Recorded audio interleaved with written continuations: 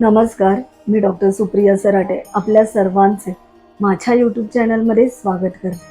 मित्रमैत्रिणींनो, सध्याचे महाराष्ट्राचे उपमुख्यमंत्री अजितजी पवार अर्थात आपल्या सर्वांचे आवडते दादा यांच्या कुंडलीवर आज आपण या व्हिडिओमध्ये अभ्यास करणार आहोत. सध्या विधानसभा निवडणूक 2024 च्या पार्श्वभूमीमुळे आज आपण हा व्हिडिओ बनवला आहे. ज्योतिष अभ्यासकांनी नक्की याचा लाभ घ्यावा. अजितजी पवार यांचे मुख्यमंत्री बनण्याचे स्वप्न यंदा तरी पूर्ण होईल का? सरकारमध्ये ते असतील का?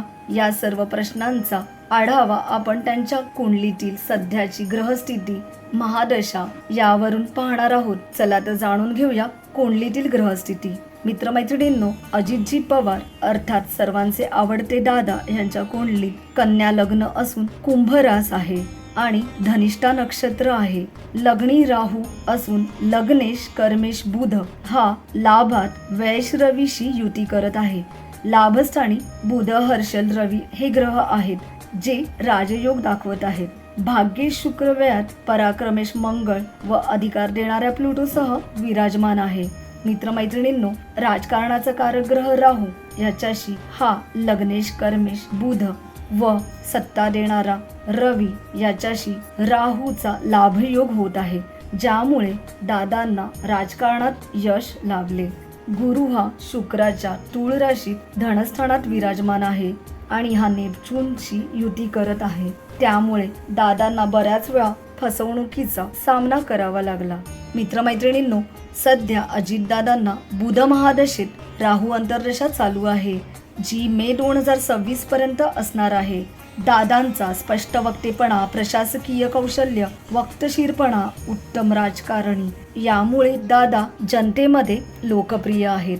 मित्रमैत्रिणींनो, मे 2026 ते सप्टेंबर 2028 हा काळ नक्कीच दादांसाठी यशस्वी, अनुकूल असणार आहे, कारण या काळात त्यांना राजकारणात यश लाभेल आणि अपेक्षा पूर्तीही होतील आणि या काळात संघर्ष कमी राहील.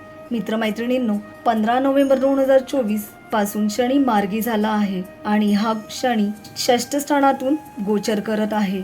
अष्टमेश मंगळ आणि मार्केश भाग्येश शुक्राला पाहत आहे. यामुळेच नक्कीच दादांच्या वागणुकीमध्ये परिवर्तन दिसेल. या काळात ते भावनेच्या भरातही विचार करू शकतात. गोचर हर्षल हा भाग्यस्थानी अचानकपणे काही विक्षिप्त घटनाही दाखवतो, ज्यामुळे नुकसानही होऊ शकते. मित्रमैत्रिणींनो, दादांची गोचर कुंडली पाहिल्यास सध्या दादांनी मौन ठेवणे हे महत्त्वाचे आहे. लवकर कोणत्याही गोष्टीला रिॲक्ट करू नये किंवा त्यावर काही ॲक्शन करू नये.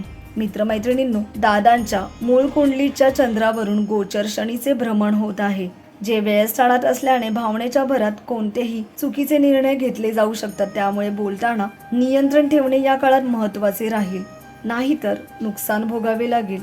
मित्रमैत्रिणींनो, गोचर कुंडलीत लग्नी केतू आहे आणि तो बुधाच्या राशीत आहे, त्यामुळे मानसिकतेच्या दृष्टीने ही गोष्ट अशुभ आहे. विरोधकांच्या स्थानात अर्थात सप्तमात राहू नेपच्यून आहे.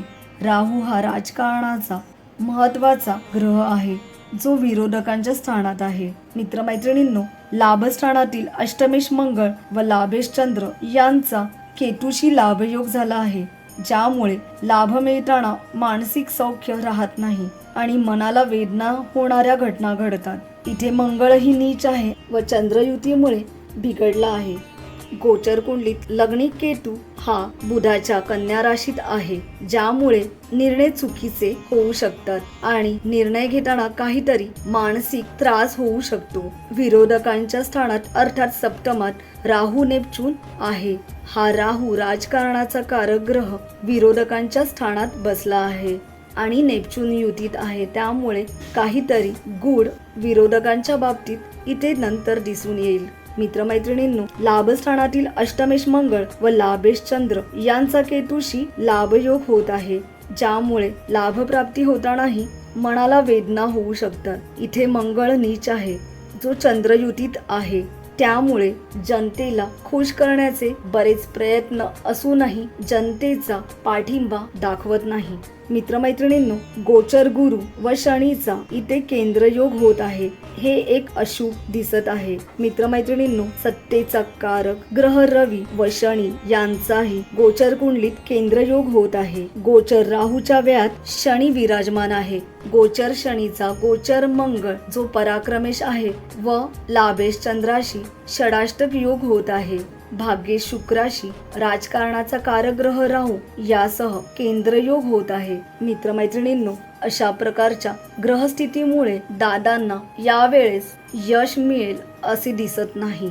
त्यांना संयम ठेवणं महत्वाचे आहे आणि निर्णय घेतानाही विचार करून घेणे महत्वाचे ठरेल, कारण सध्याची दशा आणि गोचर हे प्रतिकूल आहे. मित्रमैत्रिणींनो, शनी जेव्हा मीन राशीत जाईल म्हणजेच गुरुच्या राशीत जाईल तेव्हा दादा पुन्हा आपल्या गुरूंकडे जाऊ शकतात किंवा तसे प्रयत्नही लोक करतील.